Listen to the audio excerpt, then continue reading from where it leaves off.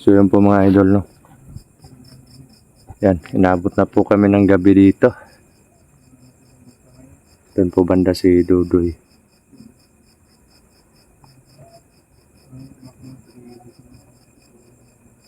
Dito po kami ngayon. Dito po kami matutulog. Si Bonso muna yung yung unang matutulog. Tapos pagising niya mamaya ako naman yung susubukan natin makatulog din. No? Pero ako mahirap akong matulog pag ganitong sitwasyon. No? Pinipili ko magbantay na lang.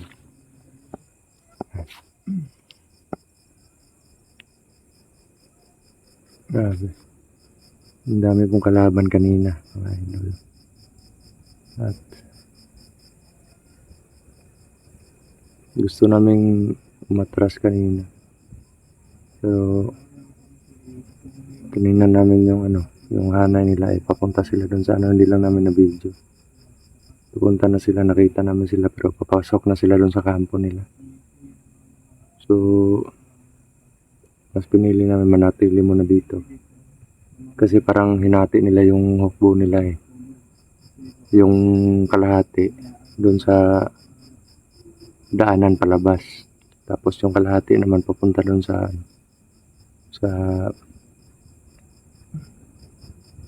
kampo nila kung saan sila nag-stay ngayon. No? Ang masaklap lang dito wala na kami mga pagkain. So bukas hahanap ko ng paraan na makauwi siguro kami kung hindi kami mahirapan pag uwi. No?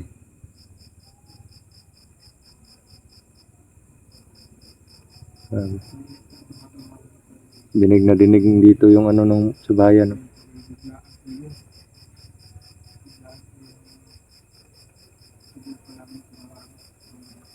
At yun nga, kailangan ko din umuwi bukas. Okay lang sana ngayon kung walang kalaban dun sa mga daanan. Kaso nga lang may mga kalaban kaya hirap kami makauwi ngayon.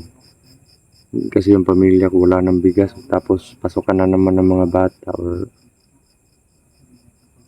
mag-aaral na naman sila. Pasok sa school.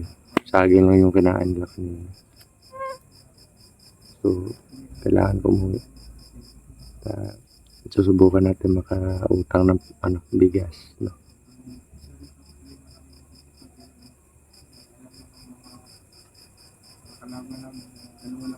Doy, magmasid ka Doy ha. Magkumpiyansa Doy.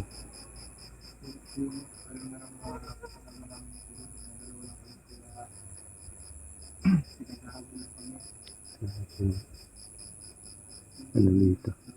Paggabi dito mga idol, sobrang naririnig yung sa bayan, ganun, kantahan, kasi bundok maririnig mo yung sapat.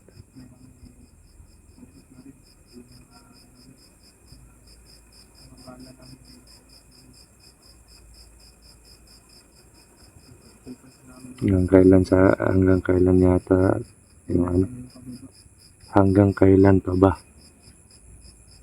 itong gulo na to?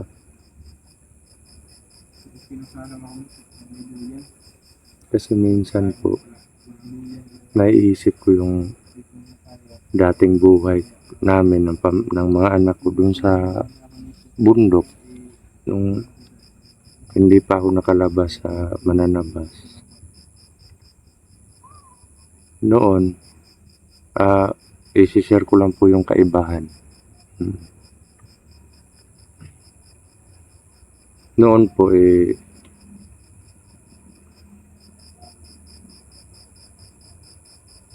pag may nagpapalampas, kasi nasa mananabas pa ako noon that time.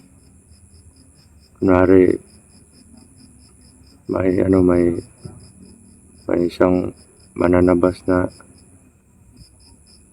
may area siya, ganito ganyan. Tapos magpapalampas siya. Ako yung pinupuntahan nila, no. Commander, papunta ka daw doon kay kasi may sideline doon. sideline ako. Makaka-ano ako ng 300 per day. Isang araw na lampasan na yun. Tapos nga, hindi lang ako pwede ngayon doon sa maglampas pa sa mga inangkin nila ng mga teritoryo na inangkin nila kasi wala kalaban na yung tingin nila sa akin. At dito naman doon naman sa Patag. Noon hindi ako nahirapan na ng sideline. Kasi yung sideline na yung lumalapit sa akin, hindi lang isa kundi maraming tao na nagpapalampas. Pero yung mga tao na yun, yung mga mananabas yun. Pero ngayon sa Patag, sinubukan kong mag-apply ng mga trabaho. Mahirap kung kasi may pangalan ako dun sa bilang isang mananabas. Sinosurvey kasi nila yung pangalan ng isang tao yung nag-a-apply pa lang. Tapos yun na, hindi ako matanggap kasi may record. Kasi tingin ng marami mananabas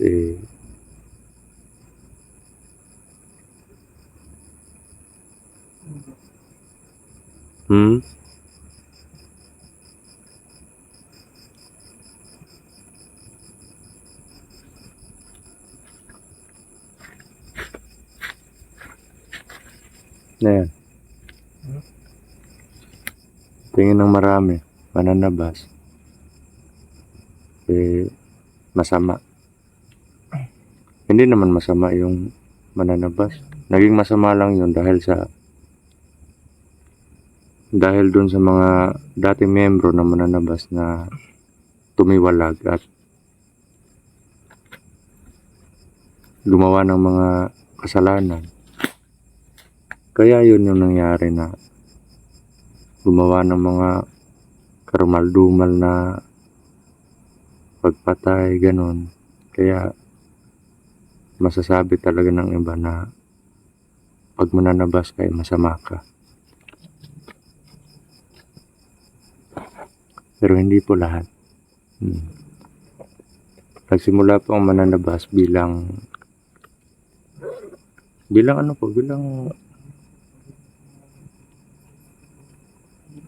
kasama or bilang kaibigan, kapatid, ganun. Nagsimula lahat nung pagkawatak-watak namin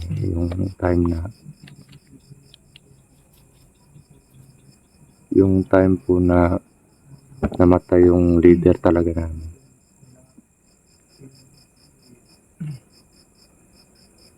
Kaya yung iba nagtayo sila ng sarili nilang grupo, nagkaintindihan sila pero mananabas pa rin yung dinala nila pangalan. Kaya yung mga membro ng dating mananabas kahit hindi gumagawa ng mga kasalanan, naging masama na sa paniniwala ng ibang tao kasi halos aksidente noon, halos yung hold up, yung pagbibiktima ng mga bata para sa ritual nila,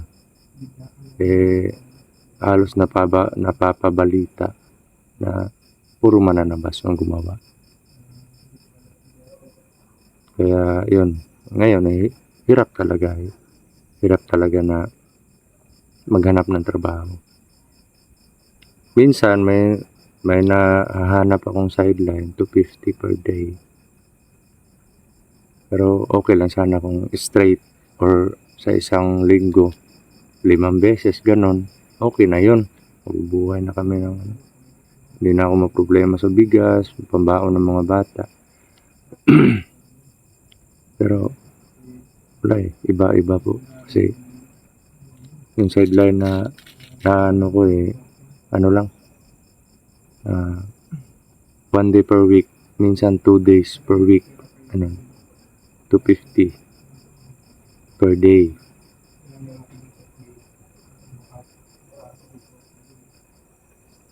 So,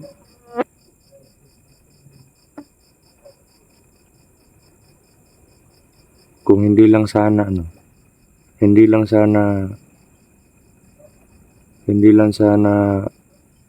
naging masama yung intensyon nila sa pagdala ng pangalan ng mananabas noon. Or kung ano lang talaga sila. Yun bang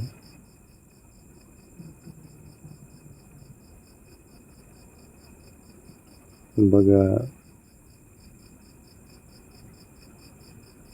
kung hindi sana nila dinungisan yung pangalan ng mananabas. Mabuti pa sana yung layunin ngayon. Nasa layuning ano pa sana ngayon yung mananabas. Layuning marangal. Problema wala. Nawasak. Yung malinis na hangarin napalitan ng masama. At lahat ng mga mananabas na ayaw ng gulo or yung mananabas na nasa malinis na hangarin nadamay na doon sa mga dating miyembro ng mananabas na gumawa ng kasalanan o gumawa ng mga karahasan na dinala pa rin nila yung pangalan ng mga mananabas. Kaya doon ko na realize na gustuhin ko nagbagong buhay ako baga nakalabas ako sa ganun magulong buhay. Yung hanay ng mga masasama nalabas ako doon. Kasi noon gusto kasi nila na tumulad ako sa kanila pero hindi ko kaya.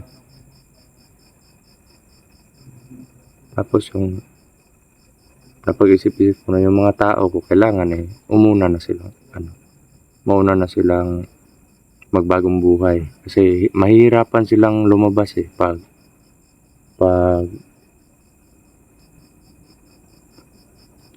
yung mangyari ako yung unang lalabas, mahihirapan po talaga sila. Kaya sinabi ko na lang na kunwari may pupunta doon, saan yung mga tao mo ganun? Sabi ko sa kanila na sinasabi ko lang na inutusan ko dun sa bayan. Kaya ito ganyan, pero hindi nila alam na wala na. Pinalikas ko na.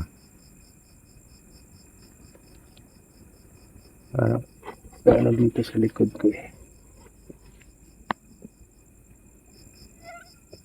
Ayan.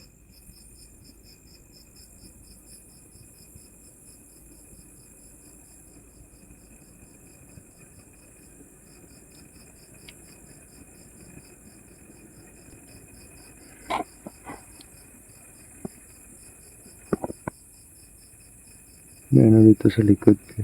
Hina pa yan. Pero di bale mga idol. Kahit anong pagsubok kung darating sa buhay natin, lalaban po tayo. At naghihirap man yung mga buhay natin, kailangan nating lumaban. Kailangan nating ipagpatuloy kung ano yung nasimulan natin. Buhay na ginusto natin. At alam naman natin na sa huli, hindi lang palaging lugmok o hindi lang palaging problema yung nasa buhay natin, kundi kung may goal tayo, go lang. Ano lang yung ano natin.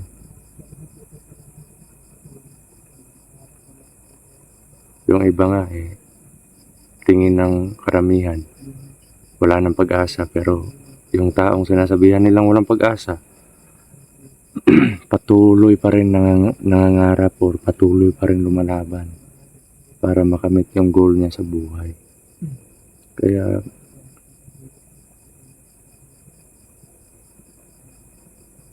believe ako sa mga taong gano'n. Isa din yun sa pinaguhugutan ko ng inspiration or inspirasyon para lumaban. Lalo na pamilya ko. Lalo na po sa inyo. Kayo din, idol. Lahat ng mga sumusuporta sa amin. Bro. Ha? Tulog tayo. Ikaw, matulog ka na? Ano, magbantay ka muna bro? Mamaya na ako matulog. Mamaya na ako matulog. Ikaw muna. Ang daming ano dito, ang daming aswang. Ang daming Mga ano lang po no? Nasa mga malapit na mag, ano no? Mga doon. ang dami kasing ano eh, pag dito ka sa bundok. Yung iba nga, minsan nararamdaman ko yung mga kaibigan ko. Isang kaibigan. Iba naman, hindi nakakilala, hindi ko kilala. Ganun. Pinapabayaan ko lang yung mga ganun kasi pag hindi lang sila gumawa ng masama, eh, okay lang. Pero kung gagawa ng masama, eh, wala yun. Sa mga taong sumusuporta po sa amin, sa inyo, eh maraming salamat po. Isa po kayong inspirasyon din. Kaya patuloy po kami lumalaban. Diyan po kayo, nagdarasal, mamahal. Kahit hindi man po tayo personal na nagkakita-kita or kahit nakilala nyo lang po ako dito sa YouTube, sa channel or bilang si Brad Dudong Adventure or si Commander Lawi, no?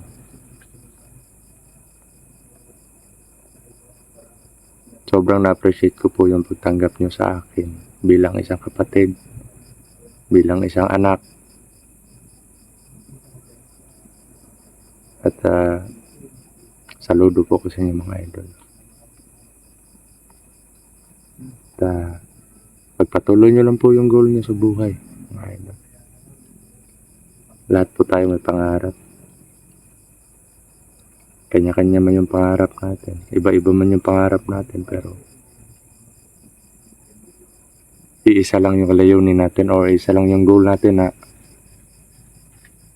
matupad lahat ng pangarap natin. Hindi man lahat pero at least may achievement tayo or may ano tayo sa pagdating ng panahon. Hindi man lahat.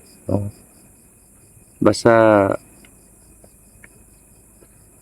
may maabot lang tayo, may makamit lang tayo sa kahit isa sa mga pangarap natin. No?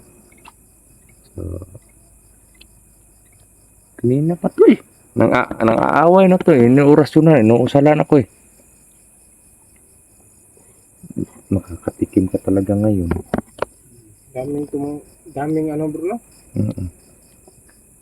Sige na Dudoy, matulog ka na. At mag-off cam na ako kasi anuhin ko pa mga idol na